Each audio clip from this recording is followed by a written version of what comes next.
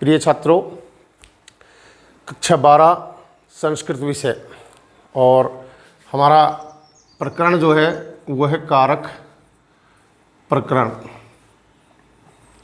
ठीक है। और कल तक हमने संबंध विभक्ति को देखा, षष्ठी विभक्ति को देखा, संबंध को देखा। कल हमने संबंध समाप्त किया था। आज अंतिम जो हमारा कारक का भाग है अधिकरण कारक, इसके बारे में जानने की कोशिश करेंगे कि अधिकरण कारक और सप्तमी विभक्ति कहाँ कहाँ प्रयोग की जाती है। ठीक है। तो इसका सबसे पहला सूत्र, वैसे आप देखें अधिकरण कारक में जब हम कारक चिन्हों की ओर नज़र करते हैं तो सबसे पहले सप्तमी विभक्ति का प्रयोग कहाँ होता है? जब उपपद के साथ में या पर चिन्ह प्रकट होता है तो लगभग उस समय हमें सप्तमी विभक्ति अधिकरण कारक का प्रयोग करना होता है। ये सामान्य एक नियम है इसका। लेकिन इनके अलावा भी और सप्तमी विभक्ति का प्रयोग कहाँ कहाँ किया जाता है, इसे हमें जानना जरूरी है। में और पर के आधार पर देखें तो पहला सूत्र यही आता है, आधारो अधिकरणम।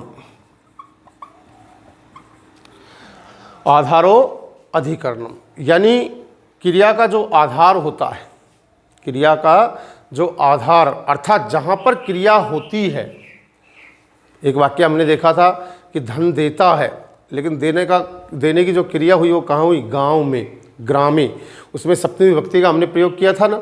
इसी तरह से आधार, वो क्रिया का जो आधार होता है वहाँ सप्तमी विभक्ति का प्रयोग होता है। तो यहाँ लिखेंगे जिस स्थान पर कोई कार्य होता है, जिस स्थान पर कोई कार्य होता है अथवा किसी वस्तु का जो आधार होता है, अथवा किसी वस्तु का जो आधार होता है उसे अधिकरण कारक कहते हैं, उसे अधिकरण कारक कहते हैं। और इसी के साथ साथ दूसरा सूत्र भी चलता है, कौन सा? सप्तम्य अधिकरण, सप्तम्य अधिकरणम च। सप्तम्य अधिकरणम च अर्थात जहाँ अधिकरण होता है वहाँ सप्तमी विभक्ति का प्रयोग किया जाता है। दोनों सूत्र एक साथ लिखे जाते हैं। और अगर इसके अंतर्गत कोई उदाहरण आएगा तो हम ये भी लिख सकते हैं, आधारो अधिकरण भी लिख सकते हैं। और दोनों ही लिखते हैं तो और भी सही उसको तरीके से हम लिख पाएंगे। तो कुछ इसमें भी ज़्यादा लिखना नहीं है, इसके नीचे अर्थात करके लिख सकते हैं कि अधिकरण कारक में सप्तमी विभक्ति का प्रयोग होता है। अधिकरण कारक में सप्तमी विभक्ति का प्रयोग होता है। ठीक है। छात्रा विद्यालये पठन्ति, छात्रा विद्यालय में पढ़ती है तो विद्यालये में सप्तमी विभक्ति हो गई, आधारो अधिकरण सप्तम्ये अधिकरण। ठीक है। इसी तरह से कक्षायाम छात्रा लिखन्ति,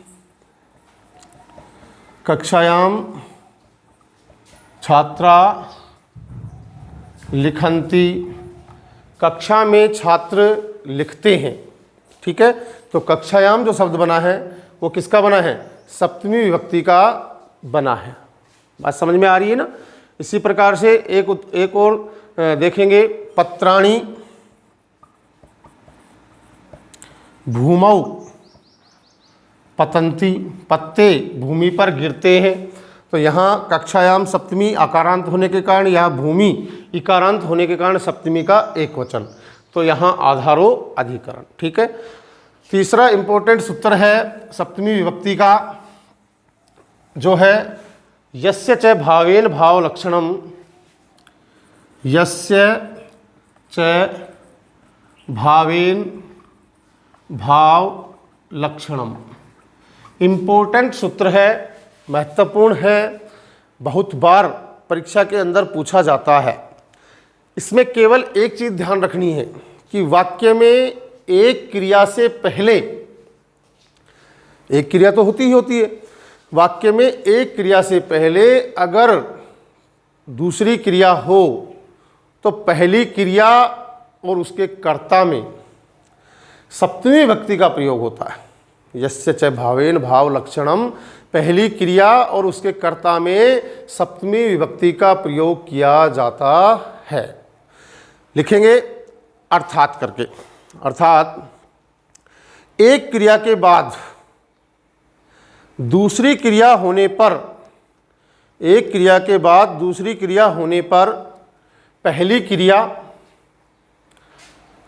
और उसके कर्ता में, पहली क्रिया और उसके कर्ता में सप्तमी विभक्ति का प्रयोग किया जाता है, सप्तमी विभक्ति का प्रयोग किया जाता है। जैसे रामे, रामे वनम गते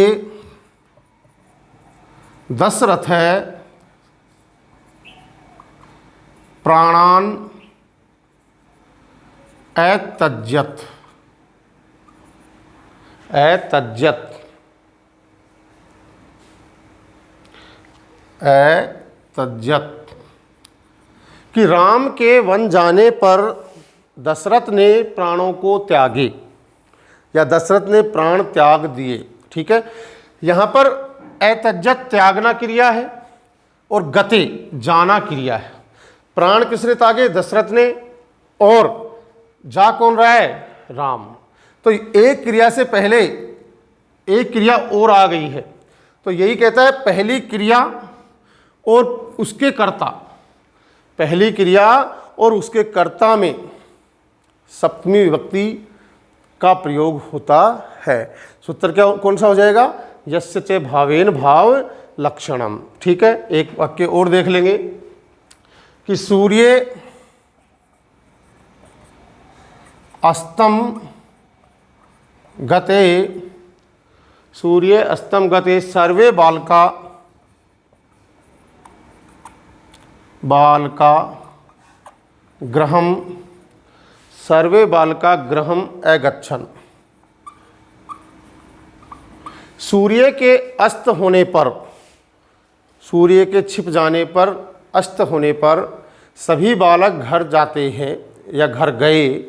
तो यहाँ पर पहली क्रिया गते में सप्तमी और सूर्य उसके कर्ता में सप्तमी विभक्ति, भावेन, यस्य च भावेन भाव लक्षणम सूत्र के माध्यम से। एक सूत्र और आता है बेटा सप्तमी के अंतर्गत, जिसको हम लोग कहते हैं पंचमी विभक्ति। देखिए भ्रमित नहीं होना है, पंचमी विभक्ति ये सूत्र है, लेकिन ये सप्तमी में प्रयोग होता है, ये ध्यान रखना। देखिए इसमें लिखेंगे अर्थात किन्हीं दो समूह की तुलना में, किन्हीं दो समूह की तुलना में जिससे भेद किया जाए वहाँ पंचमी विभक्ति का प्रयोग होता है। किन्हीं दो समूह की तुलना में जिससे भेद किया जाए वहाँ पंचमी विभक्ति का प्रयोग होता है। ठीक है, जैसे मथुरा, मथुरा पाटलिपुत्रेभ्य, पुत्रेभ्य पाटलिपुत्रेभ्य आढ्यतरा, आढ्यतरा। मथुरा पाटलिपुत्र से आढ्यतरा यानी बढ़कर है या बड़ी है। तो यहाँ दो समूह हो गए, एक तो होगी मथुरा हो गया और एक पाटलिपुत्र, दोनों स्थान है। ठीक है ना, और इन दोनों में तुलना हो रही है, तो जिससे तुलना की जाए, मथुरा जो है पाटलिपुत्र से बड़ी है, तो जिससे तुलना किससे हो रही? पाटलिपुत्र से हो रही है, तो यहाँ पंचमी विभक्ति का प्रयोग किया जा रहा है। ठीक है, ये सप्तमी के अंतर्गत आता है। इसके अलावा बेटा कुछ और शब्द हमारे रह जाते हैं सप्तमी विभक्ति में, जिनके साथ भी हम देखेंगे कल कि सप्तमी विभक्ति का प्रयोग किया जाएगा। तो इसलिए हर एक सूत्र को आपको याद करना है। समय रहते घर पे आप रह रहे हैं, एक एक सूत्र को याद कीजिए। आज हमने 5 सूत्र पढ़े हैं सप्तमी विभक्ति आधार अधिकरण के माध्यम से, तो उन्हें मैं एक बार फिर एक एक सूत्र को रिवाइज करना चाहूँगा। पहला हमने पढ़ा आधारो अधिकरण, में और पर। ठीक है, क्रिया का जो आधार है वहाँ अधिकरण कारक होता है, और सप्तम में अधिकरण और सप्तमी विभक्ति में अधिकरण कारक होता है। इसका इंपॉर्टेंट सूत्र हमने पढ़ा यस्य च भावेन भाव लक्षणम पढ़ा। ठीक है, जब एक क्रिया से पहले दूसरी क्रिया हो तो उस पहली क्रिया और उसके कर्ता में सप्तमी विभक्ति का प्रयोग। इसी प्रकार से अंत में हमने पढ़ा है चौथा सूत्र पंचमी विभक्ति, और कल हम इसके 2-3 सूत्र और रह जाते हैं या कुछ शब्द रह जाते हैं जिनको कल हम देखेंगे, और अन्य महत्वपूर्ण उदाहरण भी हम देखेंगे परीक्षा में समायोजित किस प्रकार से इसके उत्तर होते हैं। तो बाकी देखेंगे हम कल अगले वीडियो में। धन्यवाद।